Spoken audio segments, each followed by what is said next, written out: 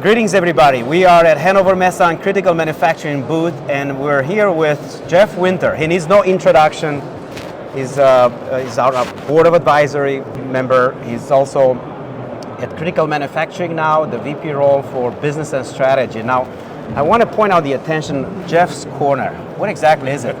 Yes, so I am here at Hannover for the first time, and when my marketing team realized I was going to be here, and I have a large following on LinkedIn, they said, what if we advertise that you're here? Do you think we could get people to come? And I was like, I don't know, I've never done that before. Let's try it. They're like, all right, great, we'll give you a little corner in the booth and you could advertise that you're here and see if you can invite people. I made one post and I've had over 120 people show up just to say hi. This is great. So you are not put in a corner. Actually, this is a great corner to be at and carry the Industry 4.0 conversation, which is a topic of today's video. So, Jeff, you engage daily with manufacturers and navigating digital transformation.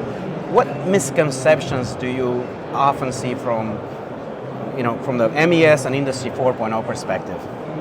So it's a good question. Probably one of the biggest things that I see is companies that treat MES as a software you buy and install, rather than as a strategic platform that enables a broader digital transformation.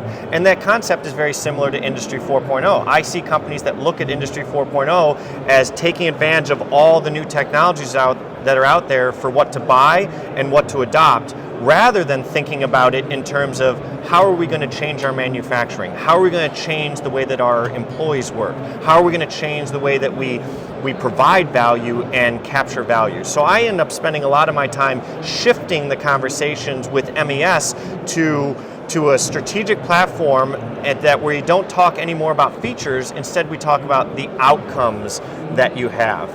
And it changes the way that conversations go when you talk about the capabilities gained afterwards, rather than just the specific things you're trying to do in this one particular project right now. Thank you, Jeff. And let's double click a little bit on that. So you walk through the booth here everywhere. There is a lot of buzzwords thrown around.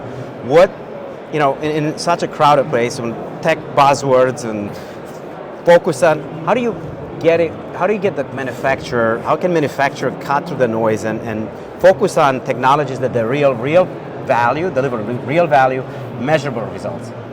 This would be something I wish we would have done this at the beginning of Hannover, and we could have given this to everyone walking around. But I would say, stay clear of anyone that is saying we're revolutionizing anything if they don't explain how to do it in 30 seconds. You have one question you should be able to ask that they should have a crystal clear answer to. It is, how will this save me money, make me money, or reduce my risk?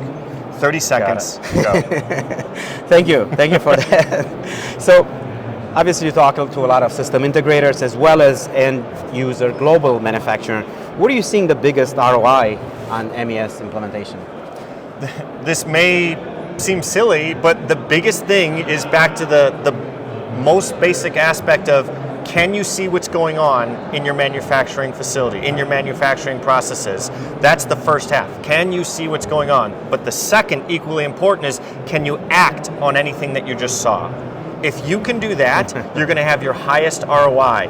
Then you can focus later on all the capabilities a full MES can do. But that is the biggest ROI. Can you see what's going on? And then when you see it, can you act against it? Thank you, Jeff. Now, you carry daily conversation, lots of it, maybe hundreds of conversation with various manufacturers here. What are some of the key themes you see for manufacturing of the future? Well, manufacturing of the future, the biggest buzzword to use that right now is agentic AI. It's AI in general, but specifically right now in this time is agentic AI. And everyone needs to have some sort of answer for what that is. The problem is everyone has a different answer for what it means. And so you have to be able to clearly understand what are people asking about out there and how can you tailor your solution to at least address that. Because there's a lot of companies that, for example, aren't AI companies, but they still need to have an answer for what they do with agentic AI.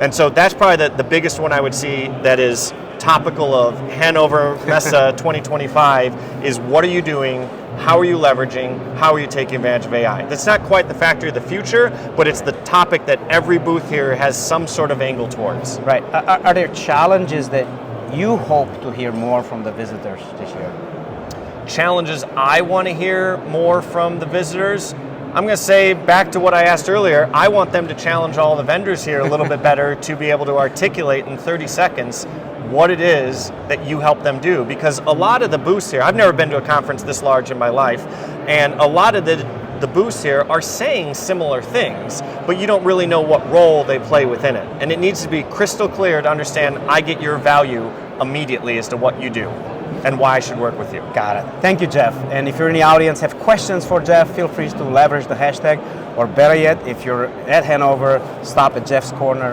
and carry on the conversation on Industry 4.0.